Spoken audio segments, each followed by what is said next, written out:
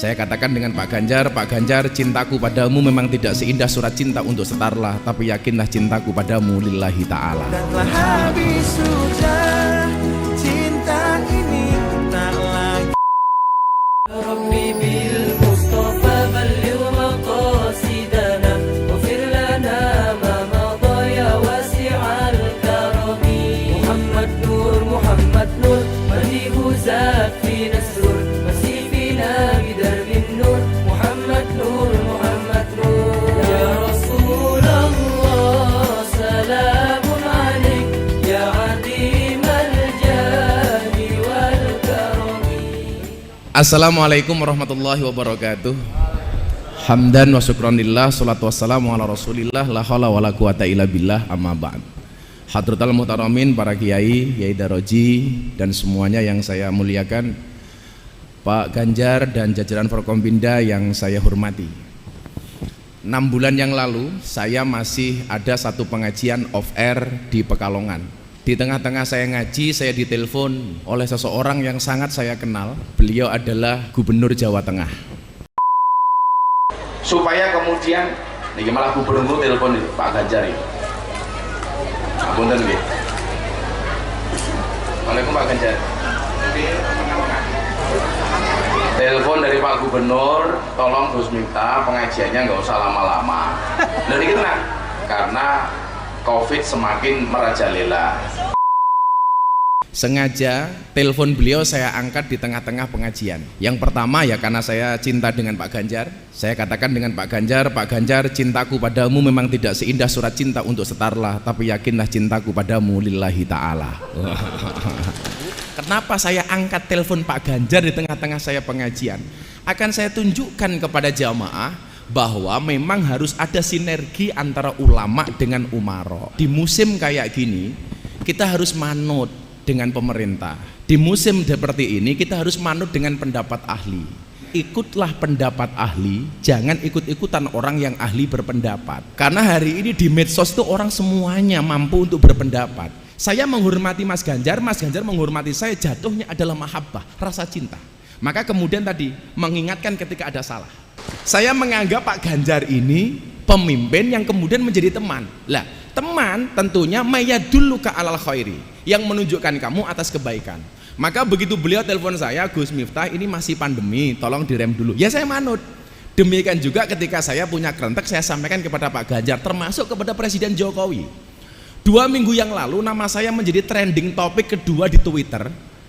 Di bawahnya Mbak Wulan Guritno. Wulan Guritno trending topik nomor 1 karena kasus perceraiannya. Gus Miftah trending topik nomor 2 karena pengen menikahi Mbak Wulan Guritno. Bukan itu. Saat itu kemudian saya trending nomor 2, kenapa Pak Ganjar?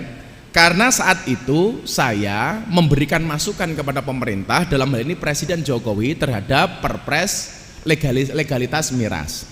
Tapi tentunya kemudian kita sampaikan dengan cara yang baik. Karena model saya ini orangnya seneng guyon. Waktu itu saya bilang, Pak Presiden mohon ditinjau ulang. Kebetulan saat itu saya ditelepon sama Pak Kiai Said Agil Sirot. Saya mohon ditinjau ulang. Minuman keras yang boleh dikonsumsi dan halal cuma 1 Pak Presiden, apa? Es batu. Walaupun kemudian tujuannya baik, maka ketika konferensi pers di PBNU bersama Kiai Said saya sampaikan, ini tujuan Presiden bagus untuk nambah devisa, tetapi dengan cara yang menurut kita kurang bagus. Maka saya sampaikan, kalau tujuanmu belum berhasil, rubah caranya, tapi jangan rubah tujuannya. Nah, jadi Gus Miftah sih gak larang gue loh Pak Imam. Maka posisi kita dengan pemerintah, ketika kemudian terjadi seperti ini jelas bahwa perintah atiullah wa atiur rasul wa ulil amri minkum, perintah taat kepada pemerintah itu nomor 3. Setelah taat kepada Allah, kepada Rasul, baru kemudian kepada pemimpin. Artinya apa? Taat kita kepada pemimpin itu dilandasi karena ketaatan kita kepada Allah dan kepada Rasulnya. Maka begitu pemimpin-pemimpin ini ada salah, kewajiban kita adalah watawassaw bil haq watawassaw bis sabr. Saya mencatat beberapa hadis yang kemudian bisa kita jadikan dalil bagaimana kemudian kita harus memahami posisi pemerintah. Yang pertama dikatakan la ta'ata fi maksiatin innamat ta'ah fil ma'ruf. Kita tidak boleh taat kepada pemerintah ketika ada kemaksiatan, Tetapi ketaatan itu adalah kepada kebaikan. Maka posisinya kemudian adalah orang-orang Ahlussunnah wal Jamaah menempatkan diri sebagai orang-orang yang moderat. Maka ayatnya kemudian dikatakan wa kadzalika ja'alnakum ummatan wasaton. Saya pengen anak-anak SMK memahami konsep wasatiyah, konsep moderat. Kalau kemudian bahasa Pak Sigit di presisi itu adalah moderasi. Jadi istilah deradikalisasi Mas Ganjar di kepolisian hari ini diganti dengan istilah moderasi dengan bahasa yang lebih halus. Wa kadzalika ja'alnakum ummatan wasaton. Umat yang tengah-tengah. Dan luar biasanya ayat ini terletak tepat di tengah-tengah surat Al-Baqarah. Adik-adikku di SMK, Anda pahami kalimat ini, ummatan wasaton, umat yang moderat. Posisinya adalah bahwa Ahlussunnah wal Jamaah hadir di Indonesia dalam hal ini mohon maaf melalui Nahdlatul Ulama itu dengan dua agen dan dua agenda, dua misi. Misi pertama adalah misi keagamaan, kemudian misi kedua adalah misi kebangsaan. Misi keagamaan mensiarkan akidah Ahlussunnah wal Jamaah dan menjaga keberlangsungannya. Kemudian misi kebangsaan adalah menjaga kesatuan, menjaga negara kesatuan Republik Indonesia.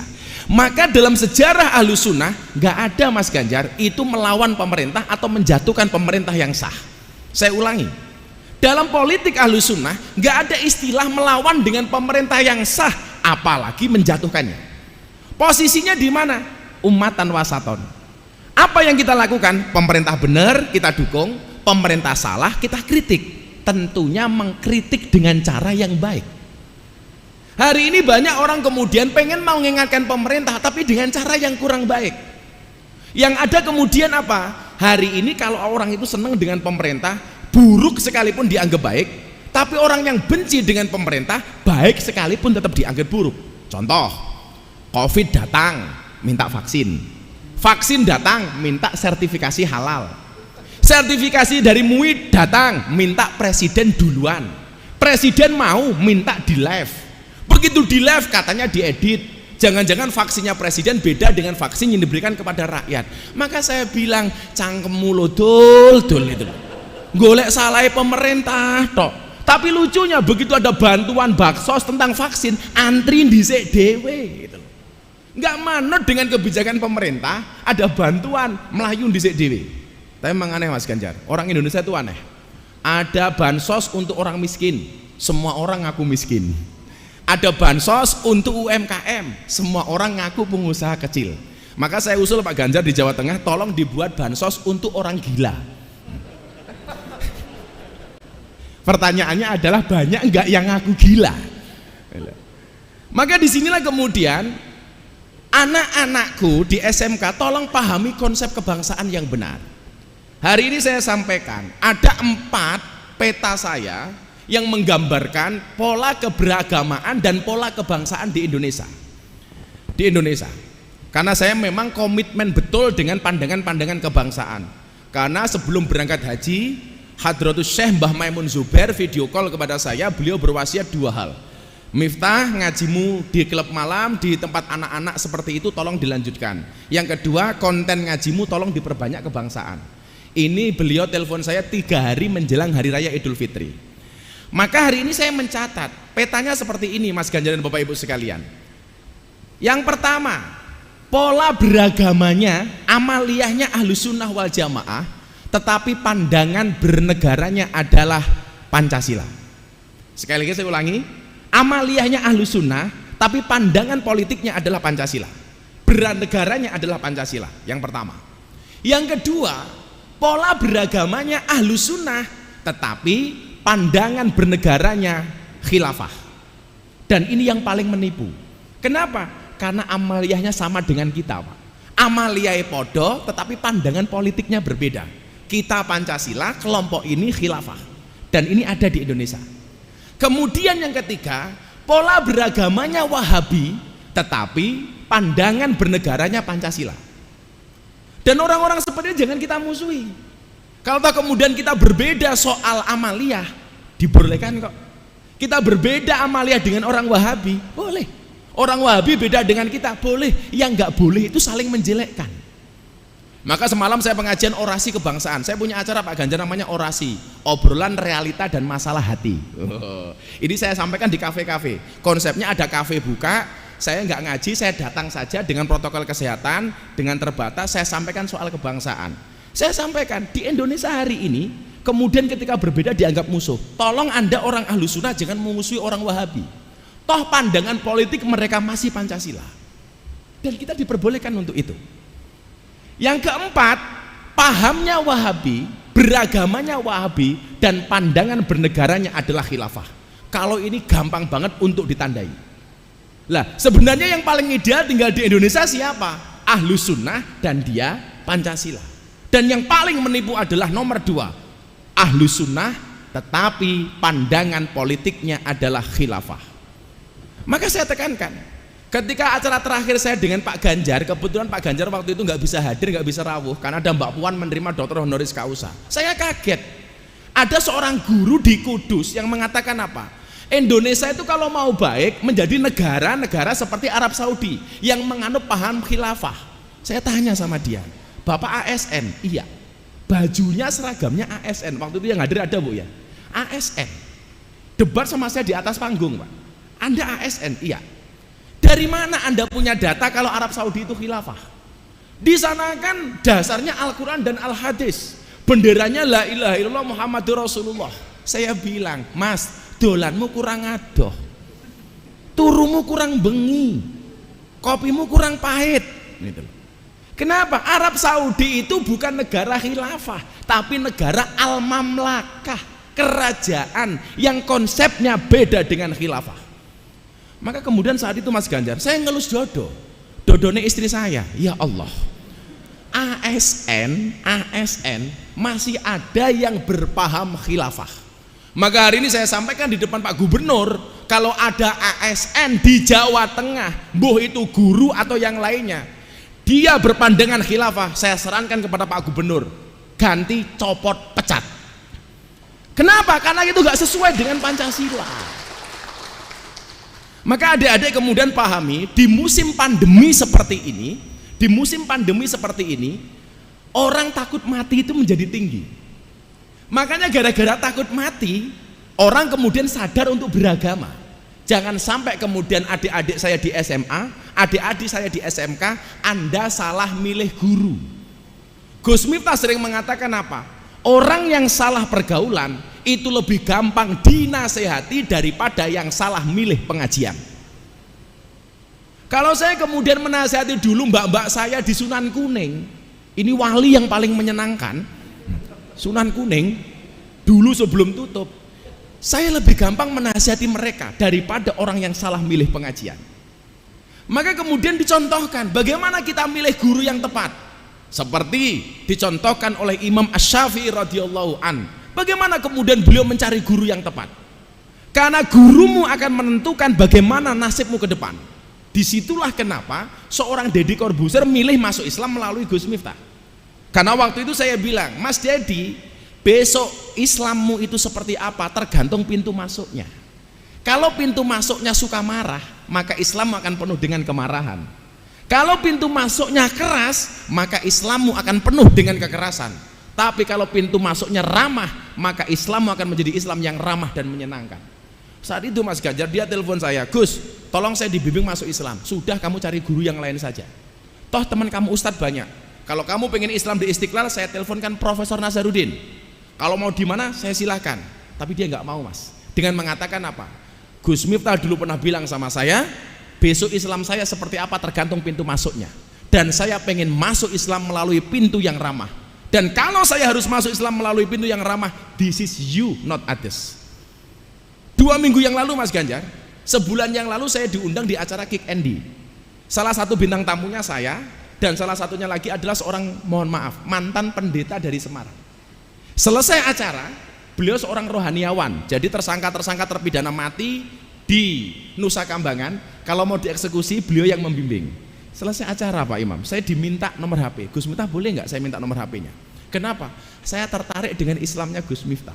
Saya tertarik dengan kemudian penyampaian Gus Miftah terhadap Islam yang ramah dan menyenangkan. Boleh nggak saya minta nomor HP-nya? Saya kasih, beliau WA saya. 2 minggu kemudian saya disamperin ke hotel. Beliau mengatakan apa sama saya? Kalau Gus Miftah bisa menjawab pertanyaan saya masuk Islam. Tak marahin, jangan masuk Islam Bu. Kenapa? Jadi orang Islam itu berat Ferguson, berat. Cukup aku saja, kamu gak akan kuat. Tapi ternyata dia ngeyel Mas. Akhirnya dia bertanya satu pertanyaan. Pertanyaan beliau waktu itu adalah, dari mana Gus Miftah yakin yang dipotong oleh Ibrahim itu lehernya Ismail bukan Ishak? Dari mana Anda bisa meyakini? Karena dalam Al-Quran itu nggak ada nama Ismail di situ, yang dipotong Ismail. Dari mana Anda meyakini? Kalau Gus Miftah bisa meyakinkan saya bahwa yang dipotong itu adalah Ismail dengan dalil yang tepat, saya masuk Islam. Saya terangkan 20 menit, akhirnya dia mengatakan ini yang sari jawabannya, dan saya menyatakan masuk Islam. Saya pengen kemudian Islam itu digambarkan dengan yang menyenangkan. Maka saya mengatakan orang non-Islam itu tidak melihat Quranmu, tidak melihat hadismu, tidak melihat kitab sucimu, tetapi orang non-Islam melihat akhlak dan perbuatanmu. Kalau kamu pengen mengatakan Islam ini agama yang baik, tunjukkan akhlak dan perbuatanmu yang baik. Saya dapat tamu di TV, ketika saya ada bintang tamu, ada bule masuk dari Islandia, umur 22 tahun. Begitu tahu saya pakai belangkon seperti ini, menurut dia pakaian yang aneh, dia tanya, "Who are you? Kamu siapa?" Saya jawab, "Ustadz," dia tidak paham. Akhirnya saya sampaikan, "Muslim teachers." Baru kemudian dia ngeh. Kemudian saya tanya, "And you?" "I am Audur Linda from Iceland." Saya tanya, "Agama kamu apa?" "Before I am Christian and now I am atheist." Saya bilang, "Kenapa kamu menjadi orang ateis?" "Because God is nothing." Tuhan itu nggak ada. Religion is fiction. Agama itu hanya fiksi. We are believe in science. Kita hanya percaya dengan ilmu pengetahuan. Diskusi sama saya Mas, karena saya keburu mau syuting, dia tanya, "Kenapa sih dalam Islam perempuan kok harus berjilbab? Kenapa kemudian kita bersentuhan dengan perempuan dalam Islam kok dilarang dan lain sebagainya? Tolong Anda jawab sama saya." Akhirnya saya sampaikan, "Kamu tinggal di mana?" "Iceland." "Tahu nggak GBR, Great Britannia, Inggris?" "Ya." "Di sana punya ratu namanya siapa?" "Ratu Elizabeth." Pertanyaan saya, bisa nggak orang-orang awam di Inggris untuk berdekatan dengan Ratu Elizabeth? Nggak bisa, dia ratu, dia orang terhormat, kita nggak boleh berdekatan dengan beliau, apalagi bersentuhan dengan beliau. Saya sampaikan kepada Audur Linda, dan posisi wanita dalam Islam terhormat, bahkan lebih terhormat daripada posisi Ratu Elizabeth. Itulah kenapa Islam melarang kami untuk bersentuhan dengan perempuan. Langsung dia bilang apa Mas? "This is so amazing for me. Sorry, I will to be a Muslim." Saat itu langsung saya syahadatkan seorang ateis dalam waktu 10 menit Mas. Bisa dicek di Instagram saya. Maka yang pengen saya sampaikan apa? Adik-adikku, tolong carilah guru yang ramah. Jangan guru yang suka marah-marah. Carilah guru yang menyenangkan. Jangan yang menakutkan. Karena konsep agama ini akan diterima oleh masyarakat ketika agama ini disampaikan dengan cara yang menyenangkan. Sama halnya hari ini pandemi Mas Imam, orang-orang takut akan mati. Bagaimana kemudian mereka lupa diuji oleh Allah dalam Al-Baqarah 255, "Walanabluwannakum bisyai'im minal khauf" ila akhiril ayat. Maka kemudian yang terjadi apa? Mereka mencari guru. Maka di saat mencari guru seperti ini, tolong Anda cari guru yang tepat. Sebagaimana Imam Syafi'i, kalau kemudian hari ini kita dituntut untuk taat kepada pemerintah dan kita melakukan itu, demikian juga sebagai seorang murid, tolong Anda mencari guru yang tepat dan taati gurumu. Kenapa kemudian harus mencari guru yang tepat? Karena salah satu syarat ilmu itu bisa masuk ke dalam sanubari kita manakala ada ketaatan dari seorang murid kepada guru. Yang terjadi akhirnya apa? Rasa mahabbah. Rakyat mahabbah kepada pemimpinnya, murid mahabbah kepada gurunya. Kemudian timbal baliknya adalah pemerintah mahabbah kepada rakyatnya, guru mahabbah kepada muridnya. Maka dikatakan aradallah ang takuna mahbuban la muhibban. Allah mengendaki kalian menjadi orang yang tidak hanya mencintai tapi juga dicintai. Saya ingin cerita Mas Ganjar, bagaimana kemudian kedekatan Imam Syafi'i kepada gurunya yang namanya Imam Malik. Imam Syafi'i dan Imam Malik ini banyak perbedaan, tetapi mereka saling menghormati. Maka kemarin rame-ramenya saya ditanya, bagaimana Gus memahamkan masyarakat terhadap posisi Habib? Apakah Habib itu harus kita taati semuanya? Apakah Habib itu semua perkataannya harus kita ikuti? Adik-adik yang anak-anak SMA tolong pahami kalimat saya. Bedakan Habib, bedakan antara sosok dan perilakunya. Antara sosok dan perilakunya. Sosoknya Habib zuriyahnya Kanjeng Nabi wajib untuk dihormati, tetapi perilakunya tidak harus ditaati. Maka saya nggak mau ada istilah kriminalisasi Habib, nggak ada kriminalisasi ulama, karena hukum itu yang dilihat bukan sosoknya tetapi perilakunya. Kalau perilakunya salah maka harus ada proses hukum. Sosoknya bisa siapa? Ya bisa Habib, bisa kiai, bisa pejabat. Maka kemudian bahasa kriminalisasi ulama ini justru, mohon maaf, ini bahasa yang kurang tepat. Kriminalisasi ulama itu Pak Ganjar kalau ngundang kiai mulai nggak diamplopi, lah itu kriminalisasi. Itu melanggar KUHP pasal 378, penipuan. Sebenarnya dikasih Gus cuma sedikit, beda lagi pasalnya 335, perbuatan tidak menyenangkan.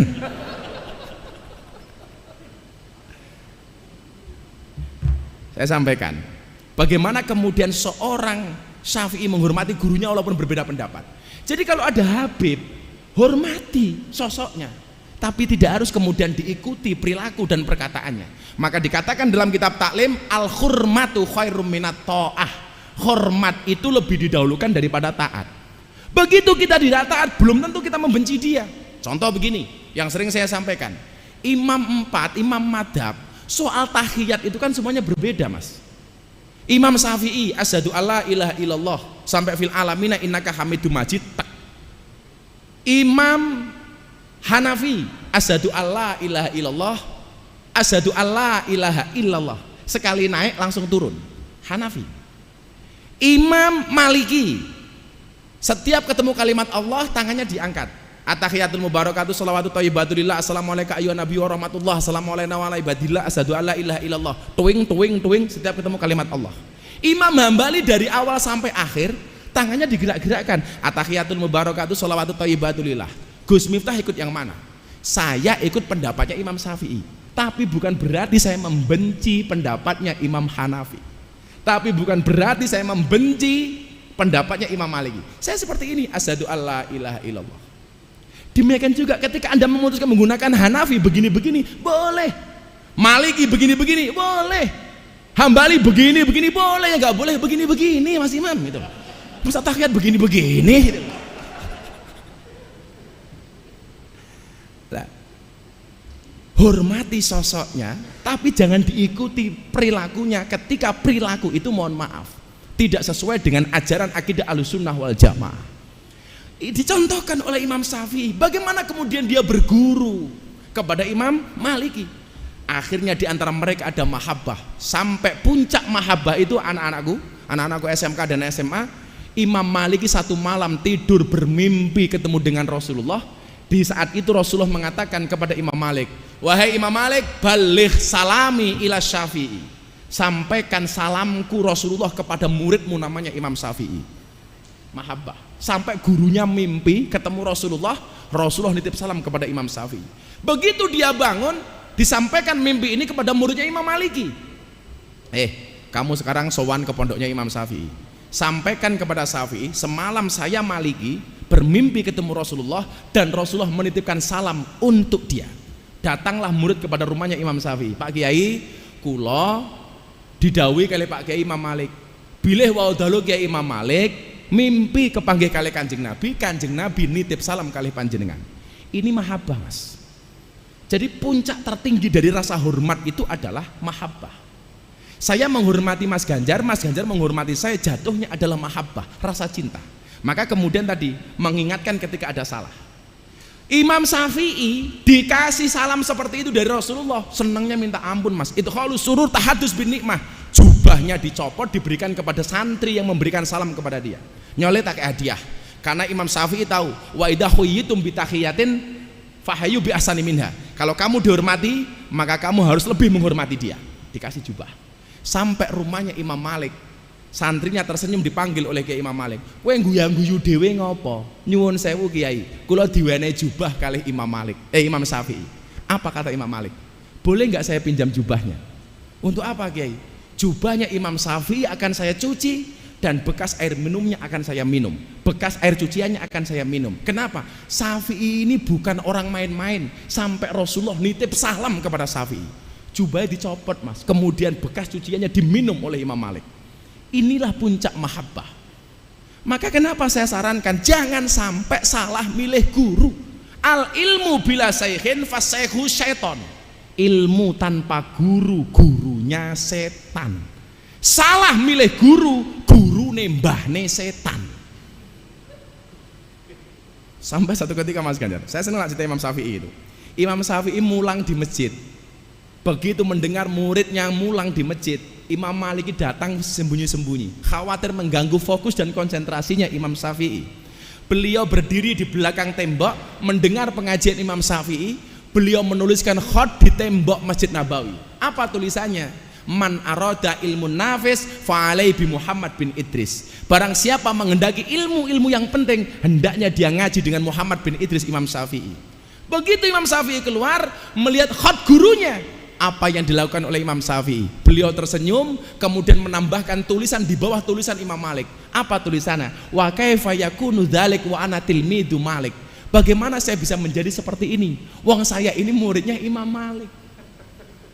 Makanya tolong ya adik-adik, di saat hari ini Anda ketakutan dengan pandemi, Anda hari ini sadar tentang agama, tolong nyarilah guru yang benar-benar tepat.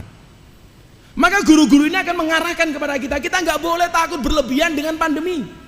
Kita harus prokes, kita harus menjaga protokol kesehatan, tapi kita nggak boleh ketakutan dengan pandemi ini. Saya sering mengatakan apa? Ketuklah pintu langit dengan doa, karena yang terlockdown hanya buminya, langitnya masih terbuka untuk semua hambanya. Berdoalah kepada Tuhannya corona, supaya corona segera dihilangkan. Jangan gara-gara corona kita kehilangan Tuhan. Saya sampaikan apa? Bukan ombaknya yang besar, tetapi perahunya yang terlalu kecil. Bukan ujiannya yang besar, tetapi iman kita yang terlalu lemah. Maka kemudian apa? Kita ikuti aturan pemerintah, tapi jangan kemudian kita terlalu parno, Pak. Terlalu parno. Toh kemudian ajal kita itu matinya karena apa? Sudah ditentukan oleh Allah. Hari ini kita nggak mau keluar rumah, pakai masker, semuanya dilakukan. Ternyata matinya di rumah bukan karena corona, diamuk bojone mergo ora duwe penghasilan.